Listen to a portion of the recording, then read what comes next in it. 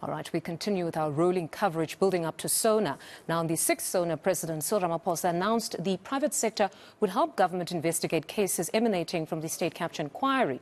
Ramaphosa vowed to deal decisively with corruption. Later today, we know he'll deliver his second, the 7th, and nothing has changed.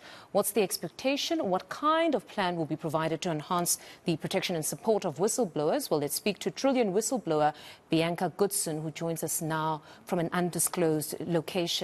Bianca, good morning, and thank you very much for your time. Very still heartbreaking that you would have to be yourself at an undisclosed location, reminding us of how actually taking up this role of being a whistleblower can change your life. Just talk to us about your experience first. My experience has been horrendous. I've done everything I can to help the country. I've testified at the parliamentary inquiry into Eskom. I've had the Zondo Commission. I've worked with the NPA, the FBI, the SIU. There was one time I honestly felt like I was a walking evidence docket, and the only thing that I did with my time was write affidavits. So I've spent a lot of time trying to really support efforts in ending corruption at Eskom and what Trillian was doing. Some of the efforts were good, to the extent that Eskom won the civil case where they could get the 1.6 billion back, with 1 billion rand coming from McKinsey and 600 rand from Trillian, 600 million, sorry, from Trillian.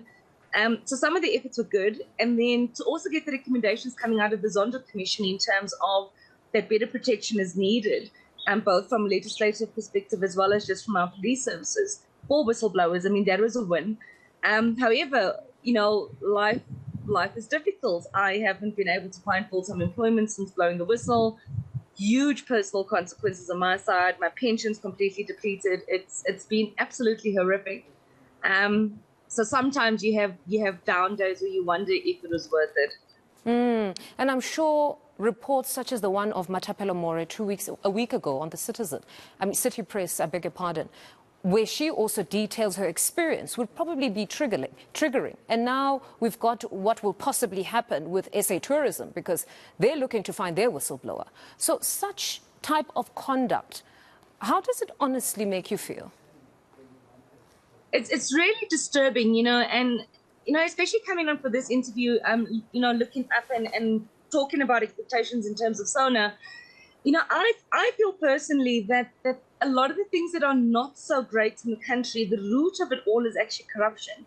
If we look at load shedding, it's because Eskom was looted. If that money was actually used towards maintenance in our power fleet, maybe we wouldn't have such extensive load shedding. But money was looted, through the state capture setup and so forth. And I just feel that our president's going to be discussing all these potential remedies and fixes and making all these promises, but the root cause is really corruption, and he's not really getting to that. And the only way that you know about corruption and that corruption is exposed is through whistleblowers. And yet we had this huge headline a few weeks ago of this poor woman saying that she's terrified. We had Babita getting murdered. We have people like Ethel Williams that have left the country. We have people like me who can't leave the country because of my daughter, but I can't move on with my life. It's so gut-wrenching. It really is gut-wrenching. It's honestly unbelievable that whistleblowers would be persecuted when we expect, or many would think, they would be rewarded for the service to citizens.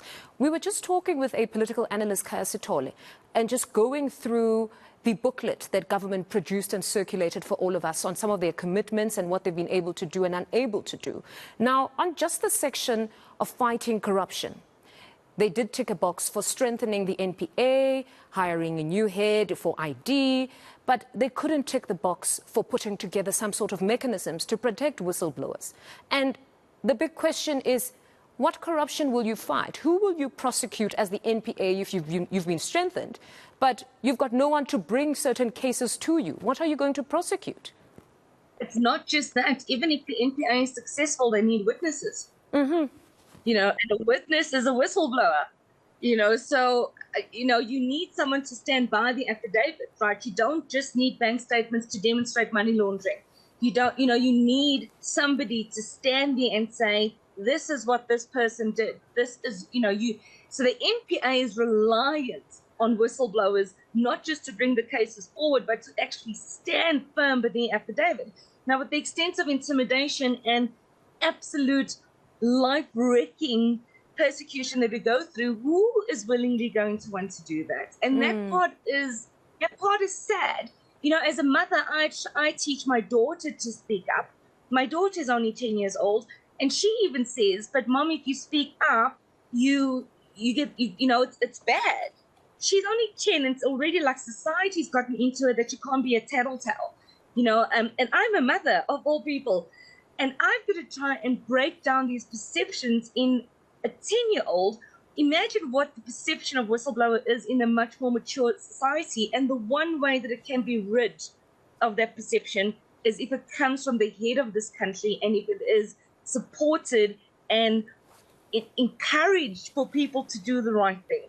You know, I think our president speaks with the split tongue, because in one instance he says, as citizens, we must speak up, but in the other hand, he doesn't do anything to protect them when they do.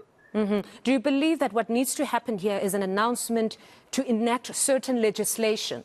Because legislation here will trounce any company policies of confidentiality, that whatever your employer would throw at you and say, this is our rule book, you shouldn't have exposed this, we're still firing you. If we have legislation enacted, then none of that can hold.